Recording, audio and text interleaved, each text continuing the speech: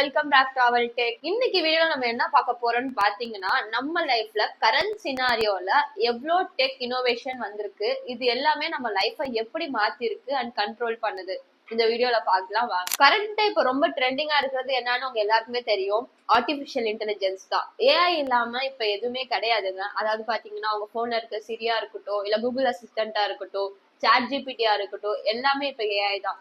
AI பாத்தீங்கன்னா இப்ப கரண்டா famous ஆயிட்டு இருக்கு. ஆனா ஃபியூச்சர்ல பாத்தீங்கன்னா ஏஐ தான் ரூலே பண்ண போகுது. ஹியூமன் பீங்ஸ்க்கே வேலை இல்லாம போகும். பிகாஸ் எல்லாமே வந்து ஏஐ அதோட கண்ட்ரோல்ல எடுத்துரும் அப்படின்னு சொல்லிட்டு இருக்காங்க. அது ஃபியூச்சர்ல தான் தெரியும். நம்ம லிஸ்ட்ல அடுத்து இருக்கிறது பாத்தீங்கன்னா இன்டர்நெட். இன்டர்நெட் இல்லாம நம்ம டெய்லி லைஃப்ல நம்மளால ரன் ஆக முடியுமா? கண்டிப்பா முடியாதுங்க. ஒரு மெயில் சென்ட் பண்ணணும், இல்ல ஒரு மெயில் செக் பண்ணணும்னா கூட நமக்கு இன்டர்நெட் தேவை. எல்லாத்துக்குமே நம்ம லைஃப்ல இப்ப இன்டர்நெட் தேவை. இன்டர்நெட் இல்லாம நம்மளால ஒரு டே கூட சர்வே பண்ண முடியாது. என்னதான் நீங்க ஐபோனை 1,50,000 வாங்கி வச்சுட்டு அதுல இன்டர்நெட் இல்லைனாலும் அந்த போன் வேஸ்ட் தாங்க. அதுவும் இல்லாம இந்த இன்டர்நெட் எப்ப ஸ்டார்ட் ஆச்சுன்னு பாத்தீங்கன்னா 1960ல ஸ்டார்ட் ஆச்சுங்க. ஆனா 1990ஸ்ல இது ரொம்பவே ஹிட் ஆயிடுச்சு. இன்டர்நெட் மாதிரி தாங்க ஸ்மார்ட் போனும். இது ரெண்டுமே இல்லாம நம்ம வாழ்க்கையில நம்மளால இப்ப எதுவுமே பண்ண முடியாது. இதுதான் ஃபேக்டும் கூட. என்னடா வாழ்க்கை. ஸோ 2007ல ஸ்டீவ் ஜாப் வந்து ஐபோன் இன்ட்ரடியூஸ் பண்ணும்போது மொபைல் ரிவால்யூவேஷனே மாறுச்சுங்க. என்னதான் பாத்தீங்கன்னா இன்டர்நெட்டும் ஸ்மார்ட் போனும் நமக்கு ரொம்ப தேவையா இருந்தாலும் நமக்குன்னு ஒரு பேசிக் நீட் பாத்தீங்கன்னா எலக்ட்ரிசிட்டி இல்லாம நம்மளால எதுவுமே பண்ண முடியாது. நீ ஒரு போனை யூஸ் பண்ணணும்னா கூட நீ சார்ஜ் போட்டதான் யூஸ் பண்ண முடியும். ஸோ எலக்ட்ரிசிட்டி வந்து ரொம்பவே முக்கியமான ஒரு விஷயம். 1879ல பாத்தீங்கன்னா எடிசன் வந்து முதல் லைட்டை இன்வென்ட் பண்ணாரு. அதுக்கப்புறம் தான் எலக்ட்ரிசிட்டி ரிவால்யூவேஷன் ஸ்டார்ட் ஆச்சு. இப்ப வேணா லேப்டாப்ஸ், ஐபேடு அப்படி இப்படின்னு நிறைய வந்திருக்கலாம். ஆனா அந்த காலத்துல பிசி தாங்க கிங். பிசில தான் ஃபுல்லா கேமிங், ஒர்க்கிங், ஸ்கூல் ப்ராஜெக்ட் எல்லாமே நாங்க யூஸ் பண்ணிட்டு இருந்தோம்.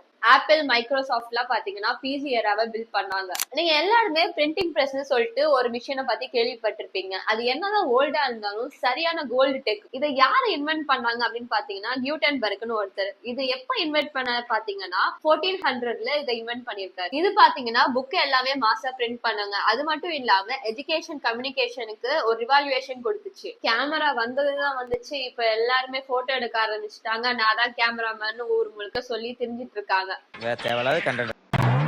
அதுதாங்க செல்ஃபி கேமரால ஸ்டார்ட் ஆகி மூவி எடுக்கிற கேமரா, போட்டோஸ் எடுக்கிற கேமரா, வீடியோ எடுக்கிற கேமரான்னு இப்படி எல்லாத்துக்குமே கேமரா இருக்கு. இது வந்து ஒரு சூப்பர் இனோவேஷனாவே இருக்கு. அது மட்டும் இல்லாம கேமரா பாத்தீங்கன்னா மெமரிஸை கேப்சர் பண்ண ரொம்பவே யூஸ்ஃபுல்லா இருக்குங்க. அட் பிரசன்ட்ல நீங்க பண்றத இன்னொரு 2 இயர்ஸ் கழிச்சு அதை நீங்க பார்க்கும்போது உங்களுக்கே தெரியாம நீங்க ஸ்மைல் பண்ணுவீங்க. ஒவ்வொரு மெமரிஸை கேப்சர் பண்ணும் போதும் அதுல ஒரு ஸ்டோரி டெல்லிங் இருக்குங்க. அடுத்து நம்ம என்ன பார்க்க போறோம்னு பாத்தீங்கன்னா ஜிபிஎஸ் பத்தி தான். இப்ப இருக்க சினாரியோல நம்ம ஏதாவது ஒரு தெரியாத பிளேஸ்க்கு போறோம், இல்ல metropolitan city like Chennai, Bangalore எல்லாம் போறோம்னா ஜிபிஎஸ் தான் நமக்கு ரொம்பவே ஹெல்ப் பண்ணுது நம்ம டெஸ்டினேஷனை ரீச் பண்றதுக்கு. ஆனா இதோட பர்பஸ், இது எதுக்காக இன்வென்ட் பண்ணாங்கன்னு பாத்தீங்கன்னா மிலிட்டரி யூஸ்க்காக இன்வென்ட் பண்ணாங்க. ஆனா இப்போ லேட்டர் ஆன் பீரியட்ல இதை வந்து எல்லாத்துக்குமே யூஸ் பண்ண ஆரம்பிச்சிட்டாங்க. லைக் கூகுள் மேப் யூஸ் பண்றாங்க.